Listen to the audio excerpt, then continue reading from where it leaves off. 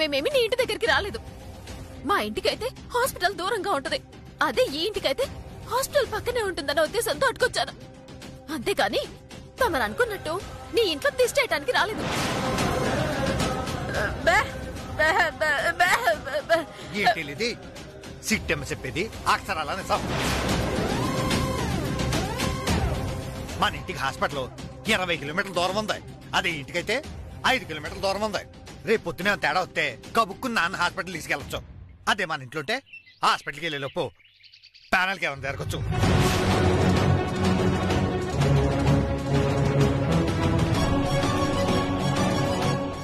ఆహా, హాస్పిటల్ దగ్గరుందన్న వంకతో కుటుంబం మొత్తం మా ఇంటి మీద పడి తిందాం అనుకుంటున్నారా? మీ పప్పులేవి నా దగ్గర ఉడకవు. కరెక్ట్ గా చెప్పావు నీలాంబరి. ఇదిగో చూడు భాస్కరు, అందరూ కూసుని ముప్పొద్దుల మేస్తా ఉంటే ఇదిగో ఇక్కడ తిండి ఎవడాడతాడు? మీ బాబుగాడు సంపాదించింది ఏమన్నా ఇక్కడ ఉందేటి? గుండనియా, కాసంత మర్యాదగా మాట్లాడు, లేకపోతే నాకు నోరుంది, నేను నోరెత్తగలను. వాడన్న దాంట్లో తప్పే ఉంది. ఉండడానికైతే చోటిస్తాం, తినడానికి తిండెవరు పెడతారు? నువ్వేమి పెట్టక్కర్లేదు కాంతమత్త. మా నాన్నకి, మా అమ్మకి, మా అన్నయ్యకి తిండికయ్యే ఖర్చంతా నేనే ఎట్టుకుంటాను. వాళ్ళందరికీ తిండి నేనే చేసి పెడతాను. ఓహో, తను దూరడానికి కంత లేదు కాని మెడకో డోలని నువ్వే మా మీద పడి బతుకుతున్నావు. అలాంటిది మీ వాళ్ళందరికీ నువ్వు తిండి పెడతావా? అయినా మీ అమ్మని నాన్నని పోషించడానికి మీ అన్నయ్య ఉన్నాడు కదా, నువ్వు పోషించాల్సిన అవసరం ఏముంది? అదే మాట కాంతమత. తల్లికి తండ్రికి కట్టమొత్తే కాపాడాల్సిన బాధ్యత కొడుకుదే కాదు, కూతురు కూడా ఉంటది. నువ్వు లేనిపోని కొత్త రూల్స్ చెప్పక చిట్టమ్మా. ఆడపిల్లకి పెళ్ళైతే పుట్టింటితో అన్ని రకాల సంబంధాలు తెగిపోయినట్టే. తల్లి తండ్రి కళ్ల ముందే చస్తున్నా చూసి ఏడవడం తప్ప ఏ కూతురు కూడా కాని కూడా సాయం చెయ్యదు, చెయ్యలేదు. అదే ఆచారం. ఈ తొక్కల ఆచారాలతో నాకేం పనిలేదు కాంతమత. కన్నవారికి కడుపులు మాడిపోతుంటే పిడికిడి బువ్వెట్టడానికి అది కొడుకే కానక్కర్లేదు, కూతుర్నైనా చాలు.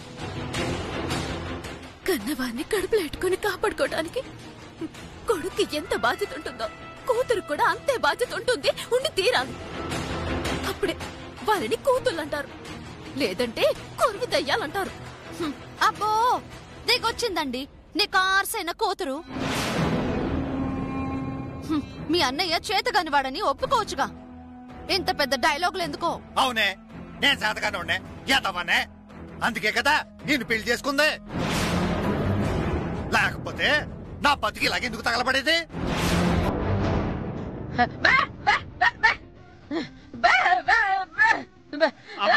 ఆగమా, ఈ కోపాలు ఆవేశాలు ఇవన్నీ తాత్కాలికమేనే.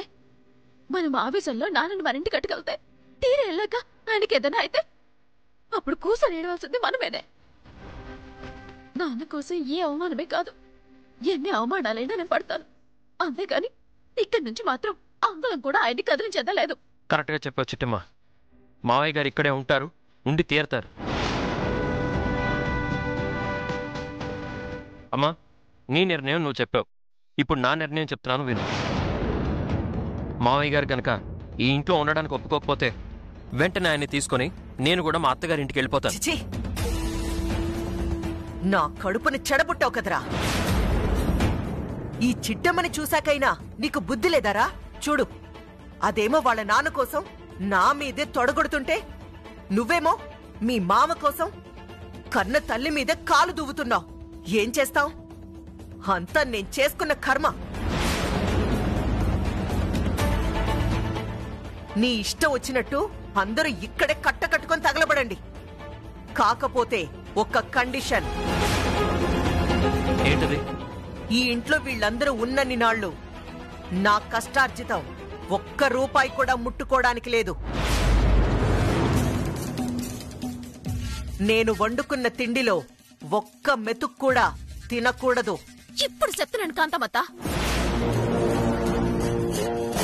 మా అమ్మ, నాన్న, మా అన్నయ్య ఈ ఇంట్లో ఉన్న నాళ్ళు నీ కష్టార్జితంలో ఒక్క రూపాయి కూడా ముట్టుకోమా. అలా ముట్టుకుంటే మేము మనుషులమే కాము. శపథాలు చేసినంత ఈజీగా చిట్టమ్మా మాట నిలబెట్టుకోవడం. ఇదిగో మా ఇంట్లో ఉంటూ మా తిండి తినకుండా ఎలా ఉంటారో మేము చూస్తాం. మీరు తినమని మగ్గ అడ్డాలు అట్టుకొని బతిమల్లా ఒక్క ముద్ద కూడా ముట్టం.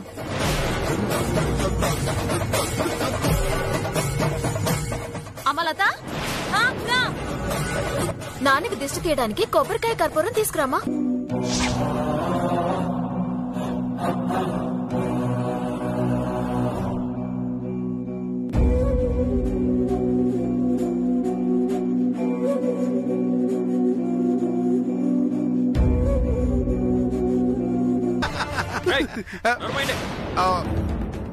ఎన్నిసార్లు కొట్టినా సిగ్గు లేకుండా ఇంట్లోకి వచ్చిందే కాకుండా మళ్ళీ మా మీదే పంచులా? పోన్లే బావా, మనుషులు ఏమైనా అంటే పట్టించుకోవాలి గాని ఈ జంతువులు ఏమైనా అంటే పట్టించుకోవద్దులే. ఏంటి మేము జంతువులమా? మరి వచ్చిన పని ఒగ్గేసి చెత్తవాగుడు వాగాలని జంతువులనే అంటారు. అబ్బసా ఒరే కోడిగా, మనం ఎందుకు వచ్చామో సిట్టమ్మకు తెలుసుకోవాలని ఆతృతగా ఉందిరా, చెప్పే మరి. ఇదిగో సిట్టమ్మ, మీ నాన్నకు పాము గరిసి కోమాలోకి వెళ్ళాడంటగా. ఆయన స్పృహలోకి వచ్చేదాకా మీ నాన్న కాపలా ఉండమని వీరనారాయణ మమ్మల్ని చంపారు.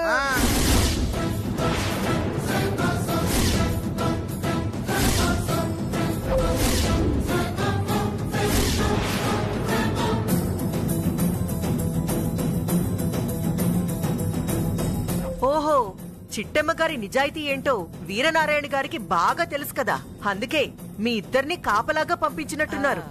మాకు కాపలాగా ఏళ్ళిద్దని పంపించడం ఏంటి? ఏ మా మీద ఆ మాత్రం నమ్మకం లేదా? ఎందుకుంటుందమ్మా, మీ అమ్మా నాన్నల్ని ఆ వీరనారాయణ కంట్లో పడకుండా కాపాడడానికి ఆయన్ని ఎన్ని ముప్పతిప్పలు పెట్టారో అప్పుడే మర్చిపోయావా? అందుకే మీ మీద అపారమైన నమ్మకం ఉంచి ఈ ఇద్దరు అడ్డగాడిదల్ని కాపలాగా పంపించుంటారు. కరెక్ట్ గా చెప్పారమ్మా. అడ్డగాడిద అన్నమాట అబద్ధం గాని కాపలా పెట్టింది మాత్రం నిజమేనమ్మా.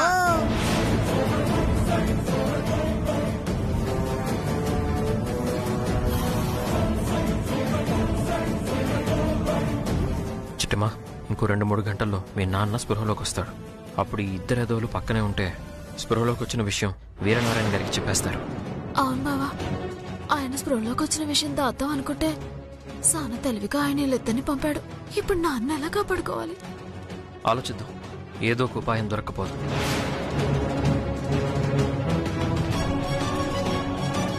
ఇదిగో పుల్రాజు, ఆయన ఆ గదిలో ఉన్నారు. అప్పటిదాకా మీరు గది బయట కూర్చోండి. ఏంటండి, మేమేమన్నా బాత్రూమ్ కావడానికి వచ్చామనుకున్నారా? బయట కూర్చోడానికి నేరుగా వెళ్ళి కుటుంబరావు పక్కనే కూర్చుంటాం. కాదంటే చెప్పండి, ఇప్పుడే వీరనారాయణ ఫోన్ చేస్తాం. వదిలే, మీ ఇష్టం వచ్చిన చోటే కూర్చోండి. రండి.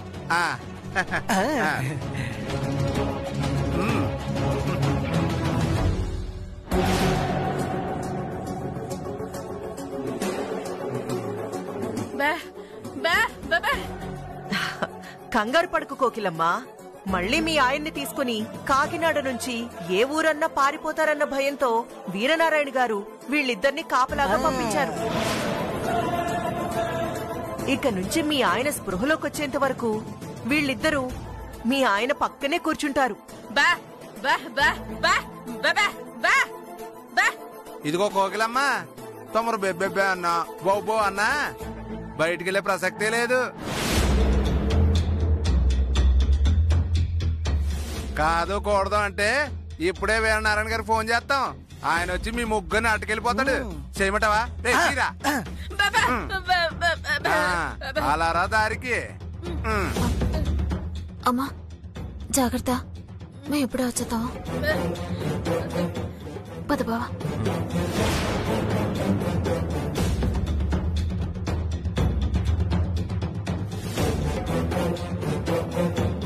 రే పులి, వీరనారాయణ గారు నీ మీద ఎంతో నమ్మకంతో పంపించారా. ఇదిగో తాగడానికని నువ్వు, సిగరెట్ వెలిగించుకోవడానికని వాడు బయటికి వెళ్ళారనుకో, ఈ గ్యాప్లోనే జరగాల్సిన ఘోరాలని జరిగిపోతాయి. కొంచెం జాగ్రత్త. అట్టాగే అవతారం గారు, ఈ కుటుంబం గారు స్ప్రోలోకి రాకపోయినా బలవంతంగా అయినా సరే మేమే అతన్ని స్ప్రోలో కట్టుకొచ్చేస్తాం. కోకిలమ్మ, మీ ఆయన స్పృహలోకి రావడం, నిజం చెప్పలేక ఆ వీరనారాయణ చేతిలో చావడం కన్ఫర్మ్ అమ్మా. పాపం, నీ నుదుటిన బొట్టు పెట్టుకునే అదృష్టం ఎన్నాళ్ళుంటుందో ఏమో.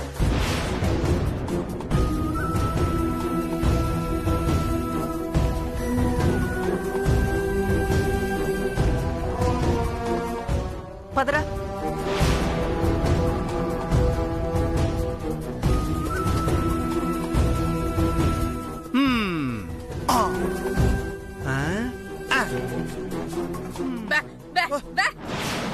ఊట ఏమీ లేదు కోకిలమ్మా. గురునాథం ఆదిలక్ష్మి దుబాయ్ వెళ్తున్నారు కదా, వాళ్ల కోసమని ఏవో కొన్ని గిఫ్ట్స్ కొన్నాను. వాటన్నింటినీ మూట కట్టుకుని తీసుకెళ్తున్నారు.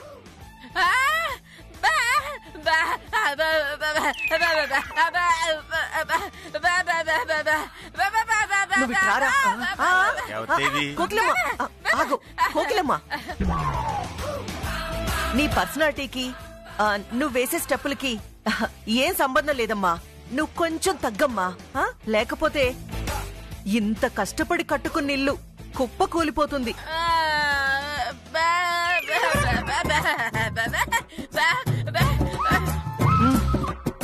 ఇదేంట్రా ఇలా దీర్ఘాలు తీస్తుంది?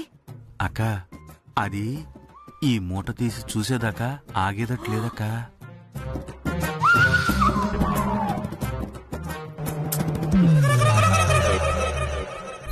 ఒరే గురునాథం, నువ్వే ఏదో ఒకటి చెయ్యాలిరా, లేకపోతే మళ్ళీ చిట్టెమొచ్చేస్తుంది.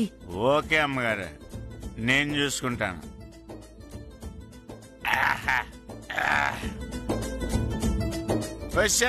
కోకిలమ్మ, నా దారి రహదారి, ఇంకోసారి నా దారికి అడ్డొచ్చావంటే లాగి ఎవరిని సాచి పెట్టి కొడతా. బొగ్గ వాసిపోద్ది. ఏంటనుకుంటున్నావు?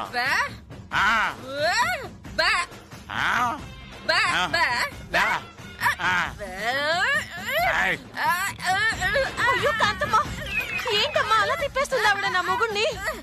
నీ అదృష్టం బాగుంటే నీ ఒళ్ళో పడతాడు, లేదంటే శ్మశానంలో పడతాడు. అమ్మ బాబోయ్, అమ్మా నా మొగుణ్ణి వదిలేయమ్మా.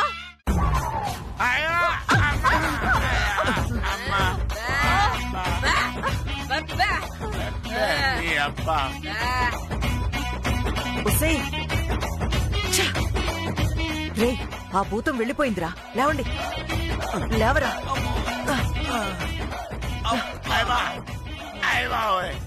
ఎలా అవుతారు? పర్లేదా?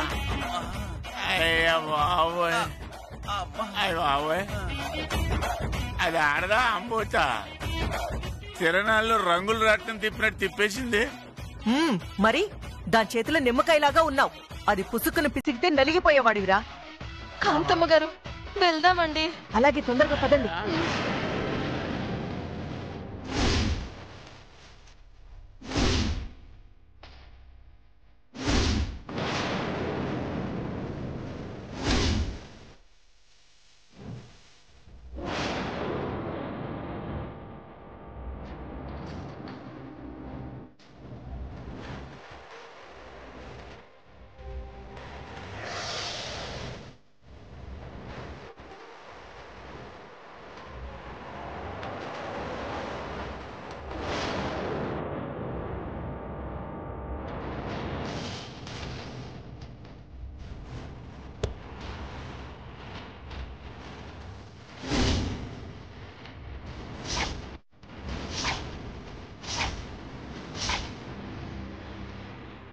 నువ్వేం కంగారు పడగలే చిట్టమ్మా.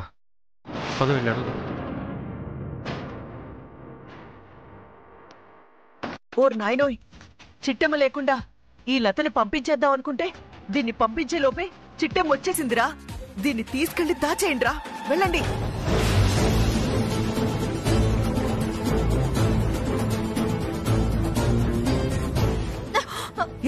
తీసుకెళ్ళండి. రే, అక్కడ వాళ్ళు వచ్చేస్తున్నారా? త్వరగా తీసుకెళ్ళండి. తీసుకెళ్ళండి.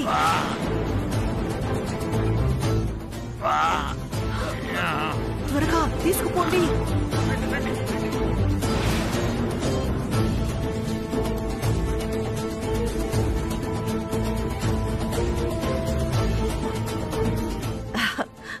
నాన్న రవిచంద్ర ఎక్కడికెళ్లారు నాన్న? ఫైనాన్సర్ అరవింద్ గారి దగ్గరికి వెళ్ళాము. ఆ ఫైనాన్షియర్ దగ్గరికి వెళ్లాల్సిన అవసరం నీకే ఉందిరా. వెళ్ళింది నా గురించి కాదమ్మా, చిట్టమ్మ గురించి. చిట్టమ్మ గురించా? ఎందుకు నాన్న? నువ్వు చేసిన మోసాలు ఘోరాల గురించి తెలుసుకుందామని వెళ్ళాం కాంతమ్మత్త. నేను మోసాలు ద్రోహాలు చేయడమేంటి? మరి లేకపోతే మాకున్న ఒక్కగానొక్కేంటిని మా అమ్మ నాన్నల్ని బ్లాక్ మెయిలింగ్ చేసేసి బలవంతంగా లాగేసుకుంటావా?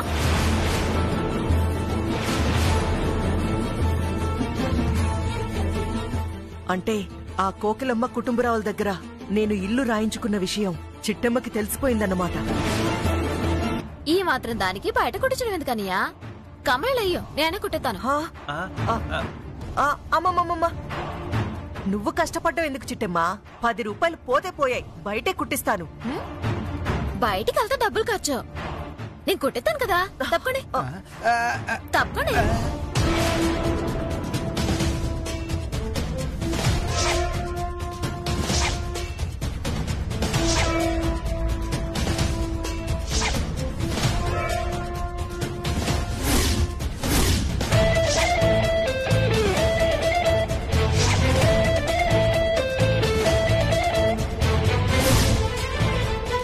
ఒరే అవతారం, ఏదో ఒకటి చేసి చావరా.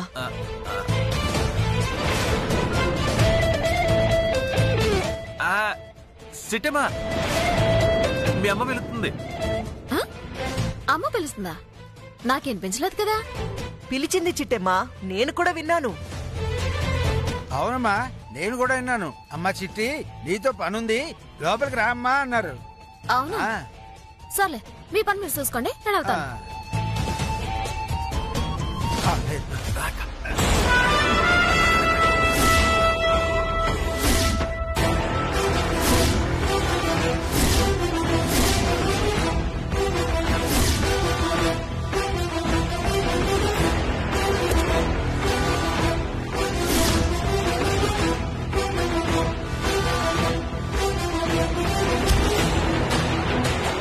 ఎలాగోలా చిట్టమ్మ నుంచి తప్పించుకున్నావురా.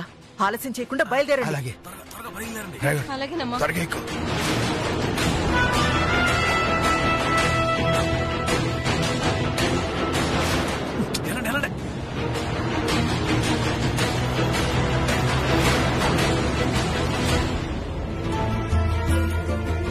అమ్మయ్యా, ఈ రోజుతో లతకి పెళ్లి చేయాలన్న ప్లాను నెరవేరబోతుందిరా. 1 నెల రోజుల్లో మొగుడితో తిరిగొస్తుంది. ఆ 50 ఎకరాల పొలం మనదే. నువ్వు సూపర్. పదరా.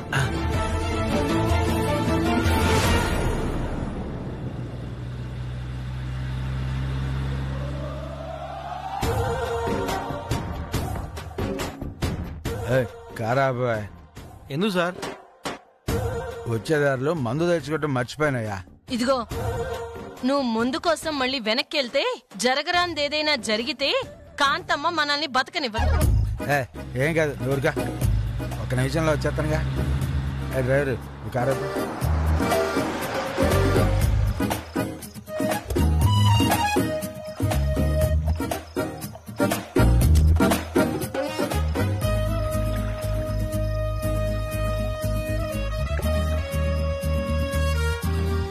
ఈయనేంటి ముందు బాట్ల కోసం వెళ్ళి ఇంకా రాడు?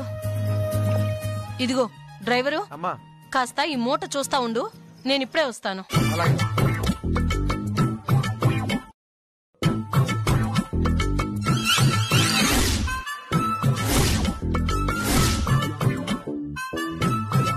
ఏమయ్యో, బుద్ధుందా నీకు?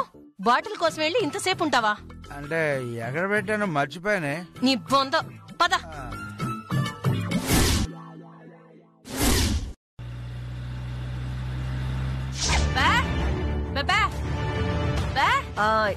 ఏంటి బెబ్బే, ఎవరి కోసం తెగ అరుస్తున్నావు? ఓ, లత కోసం అరుస్తుందంటమ్మా. పాపం, ఇంకెక్కడ లత? ఇంతకు ముందే ఆ గుత్తి గురునాథం, ఆదిలక్ష్ములు లతను దుబాయ్ తీసుకెళ్లిపోయారు. లతను గురునాథం దుబాయ్ కట్టుకెళ్ళిపోయాడా? అవునల్లుడు.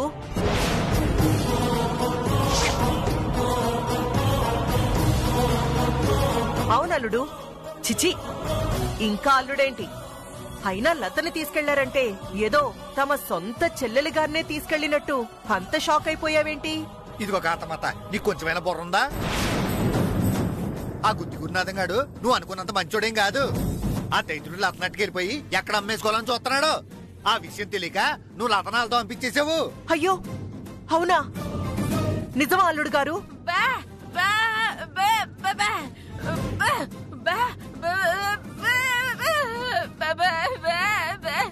బెబ్బే నీలాంబరి విన్నావా?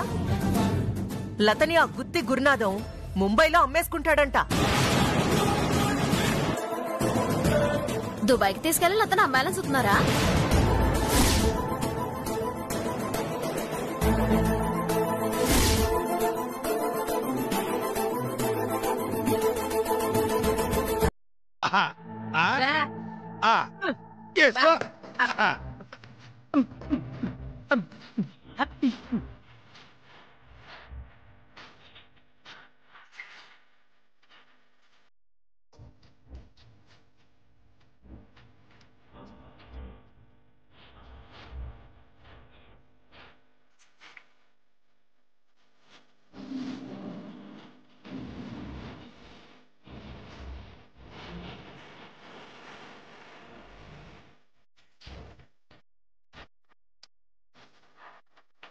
ఏ అల్లుడు ఆగో.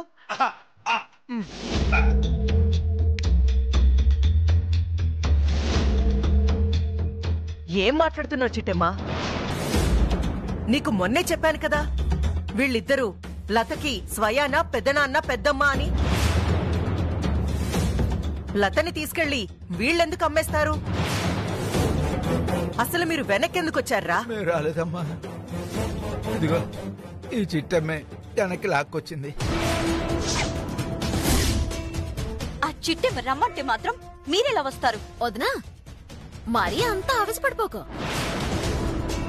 వీళ్ళిద్దరూ నిజంగా లతకి బంధువులే అయితే మీ అమ్మగారు ఈ గుత్తి బాబాయిని ఏరా అని పిలుస్తుందా? ఈ ఆదిలక్ష్మి పిన్నిని ఓసే అని పిలుస్తుందా? దీన్ని బట్టే అర్థమవుతుంది వీళ్ళిద్దరూ ఈది నాటకాల బ్యాచ్ అని.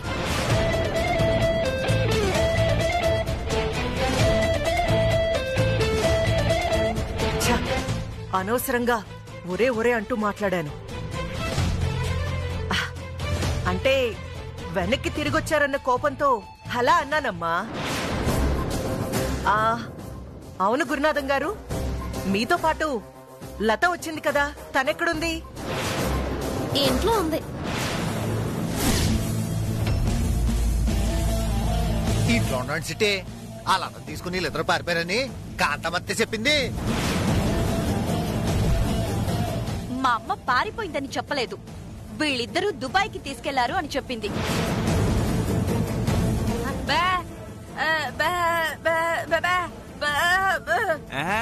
నీ మోగోకుడు కాసేపు ఆపుతావా?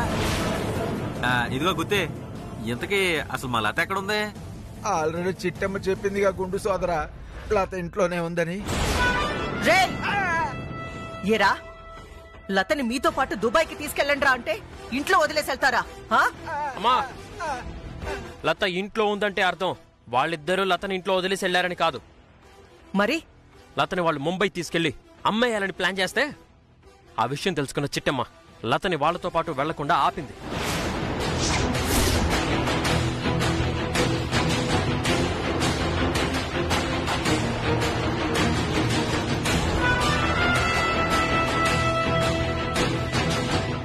ఏం మాట్లాడుతున్నావురా? మన లతని ముంబైకి తీసుకెళ్ళి అమ్మేయడమేంటి? నీకెవరు చెప్పారు? ఎవరో చెప్తే మేమెందుకు నమ్ముతామమ్మా? స్వయంగా వాళ్ళ నోటితో వాళ్లే చెప్పారు.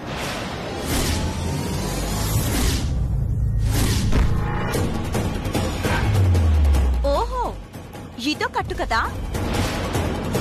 లత దుబాయ్కి వెళ్లిపోయి ఎక్కడ సెటిల్ అయిపోతుందో, మహారాణిలాగా ఎక్కడ బతికేస్తుందో అని లేనిపోని కుళ్ళు పెట్టేసుకుని కట్టుకథలల్లేసి లతని దుబాయ్కి వెళ్లకుండా ఆపేస్తారా? కొట్టేనంటే కొల్లూరులో పడతావు. నీ వాగుడు నీదే తప్ప ఎదటోడు చెప్పేదేనవా? సిటే, అసలు ఏం జరిగింది చెప్పా. నేను చెప్పడం కాదు, లతని ముంబై తీసుకెళ్లి అమ్ముతామని స్వయంగా మీ బావగారితోనే చెప్పారు. చెప్పు బావా. అవునమ్మా, వాళ్ళ క్యారెక్టర్ మీద నాకు డౌట్ వచ్చి నిన్న వీరనారాయణ గారి ఇంట్లో పూజ నుంచి బయటకు వచ్చేసాను. అప్పుడు ఏం జరిగిందంటే,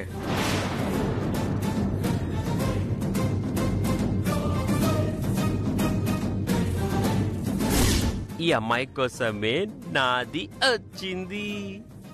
ఈ అమ్మాయి గురించి మీకెలా తెలుసు? ఊరుకోండి జీ, మీది అమ్మాయి ఫోటో ముంబైకి పంపించినారా లేదా? పంపించాం. ఆ ఫోటో నట్వర్లాల్ మాకు పంపించింది.